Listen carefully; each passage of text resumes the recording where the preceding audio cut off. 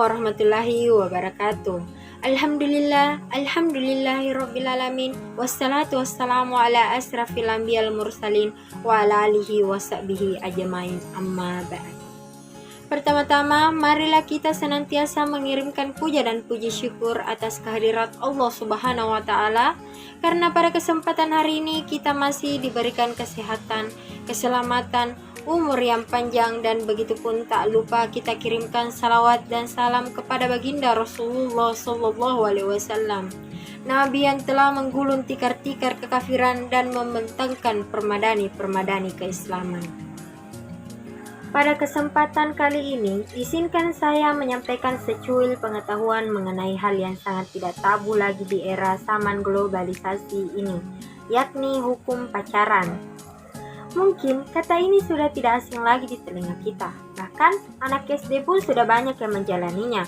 Bahkan kita sebagai generasi muda pasti sudah tahu, paham, dan pernah melakukannya.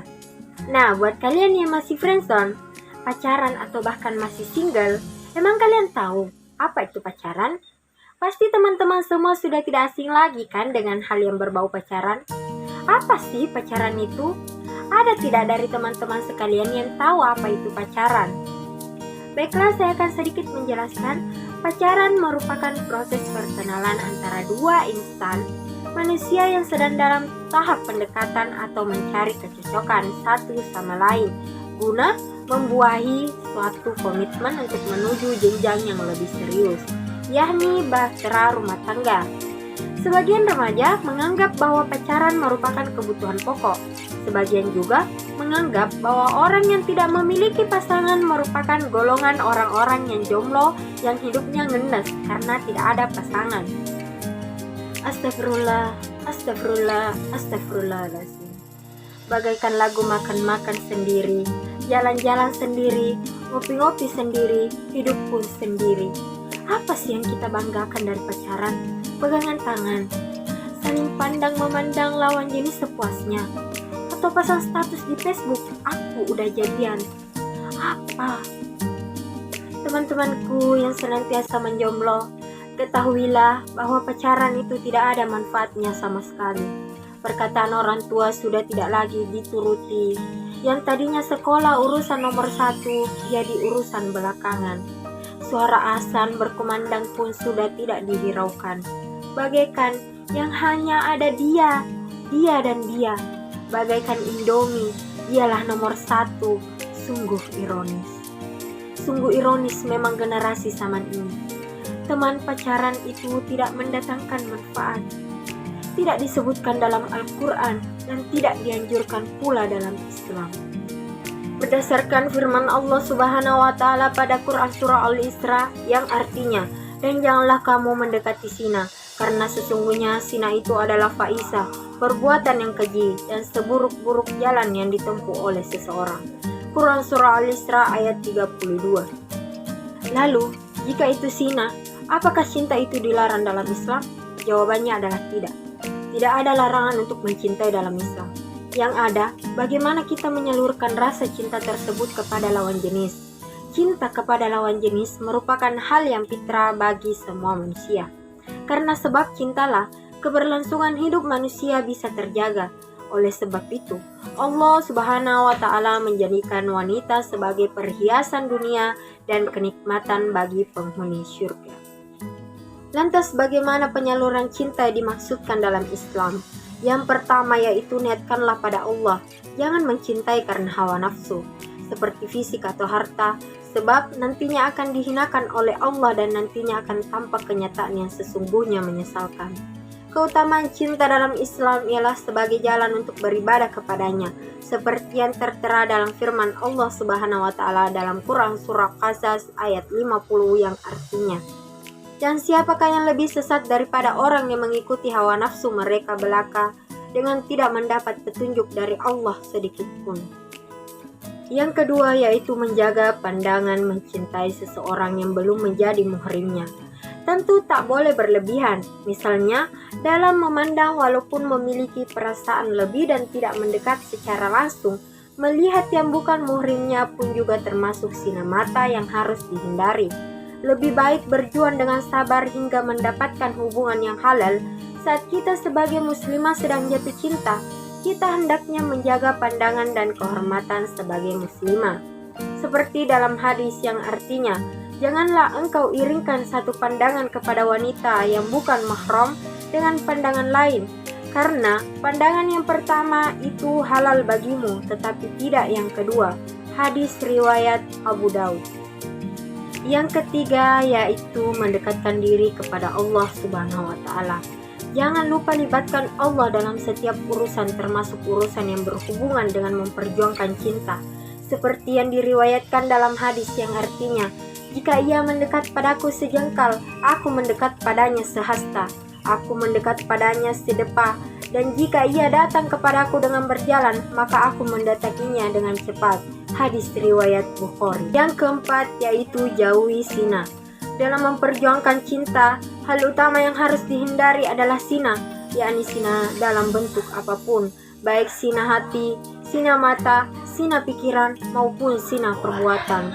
Karena semua itu tergolong dosa. Seperti yang diriwayatkan dalam sebuah hadis yang artinya, barang siapa yang beriman kepada Allah dan hari akhir, maka janganlah berhalwat atau berduaan dengan seorang wanita tanpa disertai mahramnya, karena sesungguhnya yang ketiga adalah syaitan. Hadis riwayat Ahmad.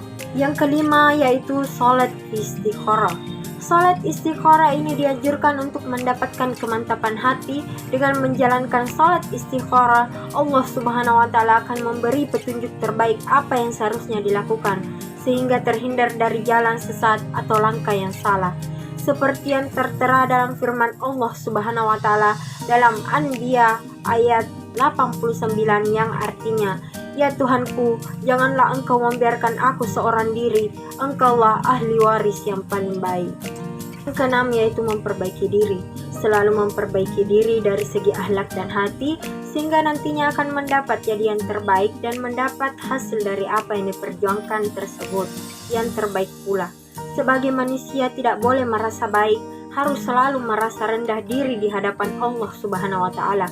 Memperbaiki diri akan menjadikan seseorang menjadi lebih baik bagi orang yang sedang diperjuangkan. Yang ketujuh yaitu mencari rezeki yang halal. Berjuang tentu membutuhkan modal baik lahir maupun batin. Secara batin dapat dilakukan dengan rajin beribadah dan rajin berdoa, sedangkan pada aspek lainnya yaitu tentang tanggung jawab terlebih sebagai seorang laki-laki yang sudah selayaknya bertanggung jawab pada keluarga.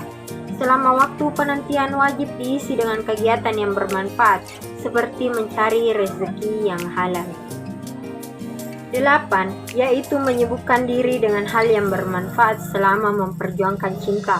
Wajib mengisi waktu dengan segala hal yang bermanfaat agar nantinya bisa menjadi orang yang terbaik untuk seseorang yang dicintai. Alangkah lebih baiknya jika seseorang yang diperjuangkan nantinya bisa hidup bersama dalam kelancaran dan keberkahan, bukan menyusahkan atau membebani. Yang kesembilan yaitu diam. Jika merasa belum siap untuk menyampaikan cinta tersebut, maka jalan terbaik adalah diam. Diam mencegah dari fitnah dan mencegah dari hawa nafsu. Diam adalah jalan terbaik sambil menunggu dan memperbaiki diri, menerima petunjuk yang terbaik dari Allah, sehingga hati akan terasa tenang dan jauh dari gelisah, karena menyadari semua yang ada di dunia ini haknya Allah Subhanahu wa Ta'ala. Seperti kisah cinta Ali bin Abi Thalib dan Fatimah yang awalnya selalu diperjuangkan dalam diam, hingga Allah menunjukkan jalan pada mereka untuk bersatu. 10. Melamar dan menikahi. Jalan terbaik untuk memperjuangkan cinta ialah menghubungi wali dan menyampaikan perasaan secara baik-baik dan segera melamar dan menikahi orang yang dicintai tersebut. Tidak masalah yang melamar laki-laki atau perempuan, sebab hukum wanita melamar laki-laki dalam Islam juga diperbolehkan. Hal itu jauh lebih baik daripada zina, seperti yang tertera dalam firman Allah Subhanahu wa Ta'ala dalam Quran surah An-Nur ayat 32 yang artinya, dan nikahilah orang yang masih membujang di antara kamu, dan juga orang-orang yang layak menikah dari hamba-hamba sahayamu yang laki-laki dan perempuan. Allah akan memberikan kemampuan pada mereka dengan karunia-Nya, dan Allah maha luas pemberiannya. Dari semua hal tersebut, ada yang tidak kalian lakukan atau kalian terapkan? Pasti belum ya? Mulai sekarang, janganlah kalian memulai sesuatu hal yang mendekati zina. Salah satunya yaitu pacaran. Allah tidak melarang kita untuk menyukai sesama lawan jenis, tetapi kita sebagai umat Islam harus mengetahui batasan-batasan dalam hal tersebut. Demikian ceramah yang dapat saya sampaikan pada kesempatan ini. Semoga dapat bermanfaat bagi kita semua dan dapat kita aplikasikan dalam kehidupan sehari-hari. Pantun dari saya, jalan-jalan ke Balikpapan, jangan lupa membeli terasi. Itulah tadi yang sempat saya bawakan. Cukup sekian dan terima kasih. Lebih dan kurangnya mohon dimaafkan. Yang benar datangnya dari Allah Subhanahu wa Ta'ala yang Maha Besar. Akhirul kalam, subhanaka Allahumma wa bihamdika asyhadu an la ilaha illa anta astaghfiruka wa atubu ilaik. Wallahu muwaffiq ila aqwamit thariq. Wassalamualaikum warahmatullahi wabarakatuh.